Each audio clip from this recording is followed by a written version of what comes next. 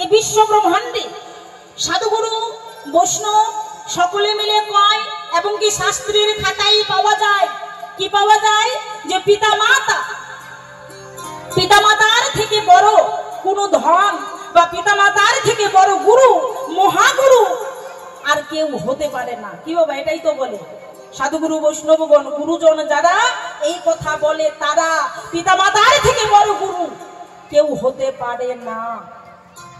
অনাদিনাদি প্রাণ গোবিন্দ যিনি সেও পিতামাতাকে সম্মান করে এসেছিলেন, গৌরাঙ্গ মহাপ্রভু যিনি তিনি সন্ন্যাসে গমন করেছিলেন তবু তার মাকে তিনি সম্মান করেছিলেন। মাকে ছাড়া তিনি সন্ন্যাসে গিয়েও শান্তি পায় নাই। তাহলে সর্বশক্তি ভগবান হলেন আমার পিতামাতা।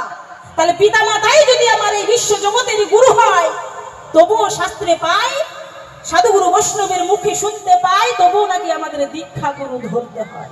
কি মা, দীক্ষা গুরু ধরতে হয় তো? আচ্ছা, দীক্ষা মন্ত্র নিয়েছেন তো? কারা কারা নিয়েছেন একটু হাত তুলুন তো দেখি। সবাই হাত তুলুন, কারা কারা নিয়েছেন? বাহ, কেউ কেউ তুলছে, কেউ আবার তুলছেন। এবার যারা যারা হাত তুলছেন সবাই 50 টাকা করে নিয়ে আসুন। হ্যাঁ, এটা একটু রসিকতা করলাম না, কারণ মুখটা অফ করে বসে থাকলে কেমন লাগে, তাই না? টাকা পয়সা দিতে হবে না, টাকা পয়সা দেওয়ার জন্য আছে কমিটির বাবুরা। তাহলে সবাই দীক্ষা মন্ত্র নিয়েছি, শুনে খুব ভালো লাগলো। কিন্তু দীক্ষা মন্ত্র আমরা সবাই নেই, নিতে হয়, এটা বলেছে সবাই নিতে হয়।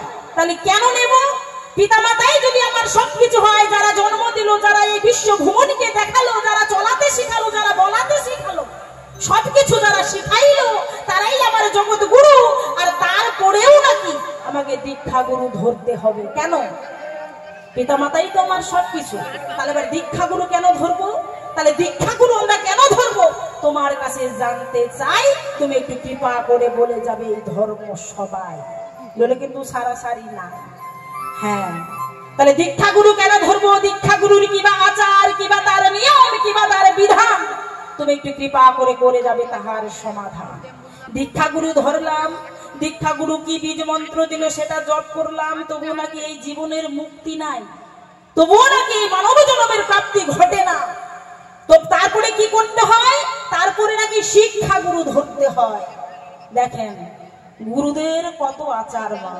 তাহলে শিক্ষা গুরু আবার ধরতে হয়। শিক্ষা গুরুর কর্ম করো, শিক্ষা গুরুর ধর্ম ধরো, শিক্ষা গুরুর আচার, শিক্ষা গুরুর বিচার কেমন সেটা তো জানার বিষয়। এমনি এমনি গুরু ধরবো কি মা? তাহলে দীক্ষা গুরু কোন বীজ মন্ত্র দিল, শিক্ষা গুরুই বা কোনটা দেবে, আর কার কি নিয়ম, কার কি ধারা তুমি একটু কৃপা করে বলে যাবে, শুনতে চাই তোমার কাছে আমরা, তবে নইলে কিন্তু ছাড়াছাড়ি নাই। তাহলে গুরু কয়টা হয়ে গেল মা? পিতামাতা গুরু, দীক্ষা গুরু, শিক্ষা গুরু, আরো গুরু দেখতে পাই। কি দেখবেন? এক এক গ্রামে এক এক মতো দেখতে পাই। আমরা আগে নদিয়াতে ছিলাম মা, কয়েক বছর নদিয়াতে ছিলাম, সেইখানে দেখেছি এক ঘরের গুরু আর এক ঘরের গুরুর হাতের ছোঁয়া খায় না। এটা আবার কেমন গুরু? আবার দেখেছি কেউ আবার আমিষ খায়, কেউ আবার নিরামিষ খায়। এটা আবার কেমন গুরু? আবার দেখেছি কোন গুরু কি করে, আমার বাড়িতে যখন আসে, আপনাদের বাড়ি আসে তো গুরুদেবরা আসে, অথচ আপনার চাল, আপনার ডাল, আপনার জল, আপনার চুলা, আপনার খড়ি আপনি সবকিছু দিলেন, কিন্তু আপনার ছোঁয়া খাবে না। তাহলে এটা গুরুদের কি ব্যবসা নাকি? গুরু নিন্দা করছি না, গুরু নিন্দা করা মহাপাপ, এর মতো পাপী হয় না। কিন্তু তবু আজকে যিনি আমার গুরুর ভূমিকায় আছে ওনার কাছে জানতে চাই, এইটা আবার কোন গুরু দেখতে পাই? এই যে এতগুলো গুরু এই জগতে সংসারে আমরা দেখতে পাই, তাহলে কোন গুরু ভজলে পড়ে, কোন গুরুর মন্ত্র সাধন ভজন করলে পড়ে আমাদের এই কলিহত জীবের মুক্তি ঘটবে, তুমি বলে যাবে ধর্ম সবার পড়ে, বলে কিন্তু ছাড়াছাড়ি নাই।